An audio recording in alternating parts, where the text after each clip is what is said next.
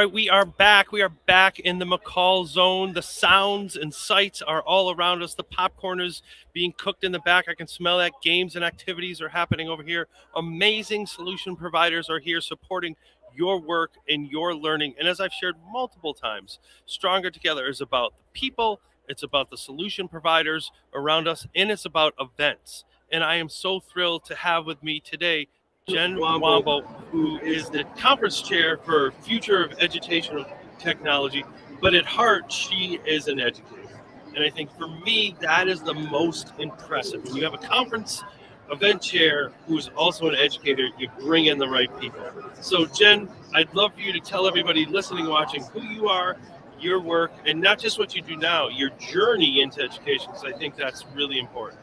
Absolutely. Well, first of all, Matt, thank you so much for having me here at McCall. It's fun to be at a face-to-face event in Detroit where people are incredibly energetic. They're here sharing strategies and tools. The buzz is really great, so I'm so excited. So what I do year round is I plan for the Future of Education Technology Conference that's held every January. So throughout the year, I'm exploring different trends and technologies from all over the country. I'm seeing what teachers and administrators are interested in. We're surveying superintendents and leading events around the country to make our content better. So in my past and current future, I was in a classroom for 8 years in an inner city high school and then 10 years in a suburban high school. And so in that time, I did a lot of technology training. I actually began presenting at FETC in 1993. So I had a lot of experience training with Intel and ETS and some other groups like College Board. And then in 2010, I jumped on to be the conference chair at FETC. And it is absolutely my favorite thing to do in the whole world. I'm incredibly blessed. So while I'm here, the things I'm thinking about since our event ended in January, I'm thinking about what are people using right now with their classrooms? What are they integrating that's impacting student learning? So on my mind lately has been the ROI on professional development. So, what does that mean? What does ROI on professional development mean? Absolutely. So, as we've looked at a lot of different funding sources post COVID, a lot of different grants and federal funds that have come in, they have required schools to put an added piece into all of their reporting about measurement. So, we should be measuring what people are learning, what students are learning, and what are we doing on a day to day basis to improve student outcomes. So, we know that people come to a conference and face to face to learn strategies, to learn about tools, to learn new things. But then when they go back to their schools and districts, what is the return on investment? So we know that as the amount of training increases, the educational incomes increase. But what else is there? So now we're looking at some other characteristics that teachers are getting along the way when they're having fun at a conference. So a lot of those are surprising. They're things we haven't thought about before, like teacher retention. We've been thinking about building resilience, building school culture and collaboration. So I'm really interested in what people are, how they're measuring, and what people are using to measure their return on investment for professional development. No, and I think that's so important because as someone who spends almost a year putting it together, an event, you want people to take things away. So when you are building the event and the tracks, which is one of my favorite parts of FETC and why I love it so much and so dedicated to the event because it has sessions for administrators, for tech coaches, for librarians, for future coaches, teachers, you know, tech, like actual infrastructure technology. I love it. All comes together. So Yeah. when you're planning that, what is your plan for the takeaway so that it isn't just a one-off visit to a different city? Absolutely. So right now, as we're building the call for presentations for next year, we're thinking about how the tracks are aligned, what actually it will be taken back to the classroom or to the school district, what leadership strategies are there that are being utilized the most. So we look at that a couple different ways. We collect survey data, but also a great bit of evidence is actually on Twitter. So at Right? post conference, people are sharing on Twitter, here's what I'm doing in my classroom. Here's how I tried Canva. Here's how I tried a new technique. And they're sharing that with a collaborative community and building those resources and connections. So we comb through all of that, and we're constantly looking for the evidence. Now, we know people need to come and learn the skill building, but they also need to have teamwork, time with their team to reflect on how to implement. And so a lot of what I'm seeing here and I'm seeing at different conferences is how are people going to use this post event?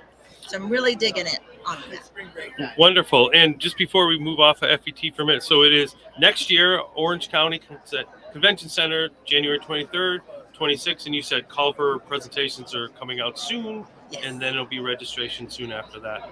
Absolutely. It So, yeah, event. April 3rd. April 3rd will open the call for presentations, and May 15th will open registration. Wonderful. It's a great event. If you haven't come, it is one of my first national events, and I always hold true to my heart. It was actually the first time the Stronger Together mobile podcast went. We did this year in New Orleans. And one of the things I always love to see that when you post and you're at the event, you're not just in the office. You're not just like wondering how things are. You're out. You're having fun. you're with the participants. It's great. I mean, we did the live kickoff show. You came down to see Brett and myself. So you're always part of it. What excites you about that? Being around educators, being part of the show. Absolutely. So a conference is not just the sessions and the content. You know, we pride ourselves on building that very best content to differentiate and meet everyone's needs. But it's what happens in the hallways. It's what happens before and after.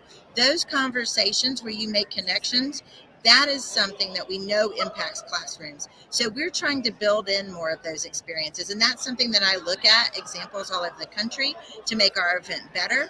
But we do have a hashtag at FETC. It happens in the hallways because it's the people that you meet in the room, and then you continue those conversations year round in that community that support you.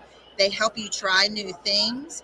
And then that's where we see the excitement and the spark of technology really happen, because it's when it's implemented and the relationships with the student are enriched, that's what makes education better for everybody. Absolutely. And that's actually where the idea of Power of Connections book that I wrote came from. We were in Miami. It was a great event. It was January, and then the world shut down 2 months later.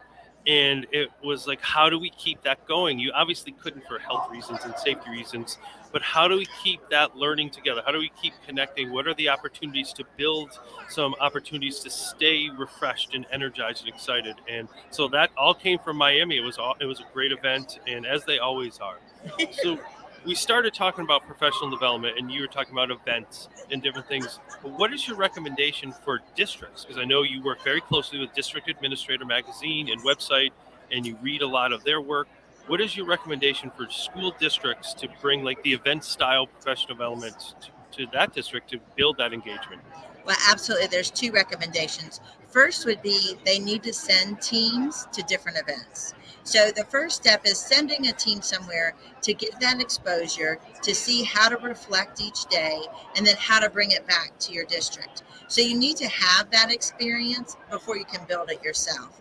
The people who are doing a lot of professional development in their own districts, they need to really have highly qualified trainers, because that makes the biggest difference. I don't hire any speakers I haven't seen myself, because you need to know that they can engage with the audience, that their content is timely, and that there's takeaways. So a district needs to do the same thing by having high quality presenters. Secondly, they need to create a collaborative environment.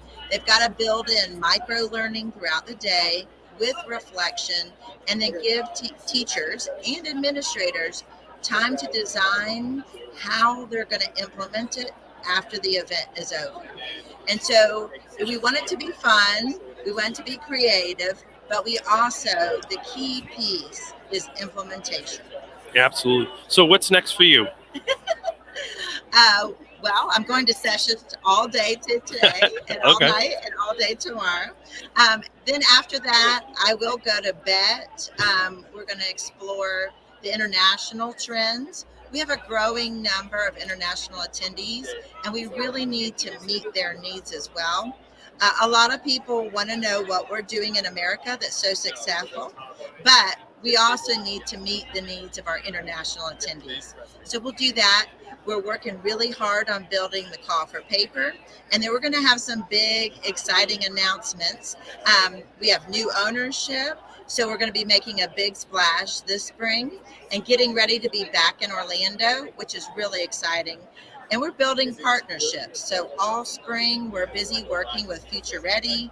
We're working with COSIN and all of our partners to create a foundation together that really looks at each role in the school district and how we can better serve them to improve learning for all.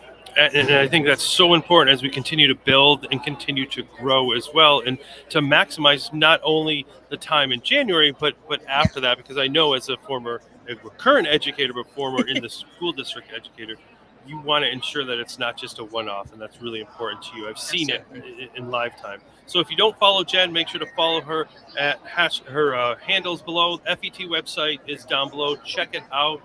So before you head out of here, I know you have more sessions to go to. Before you close out on the podcast, because you model it every day, what does Stronger Together mean to you? Oh, it means building connections. The most important thing you can do in life is build connections. That is a support network.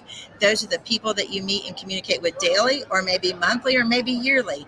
But that every single day, make a point to learn something new and make a new connection. Wonderful. Well, thank you. I am so glad we made a connection way back when at MassQ at Foxborough, Massachusetts. And Yes. It's been a great connection. I've learned so much from you, and I appreciate all you've done for me over the years. Thank you so much for having me. I'm honored to be here. Wonderful. Have a great next 2 days. Thank you.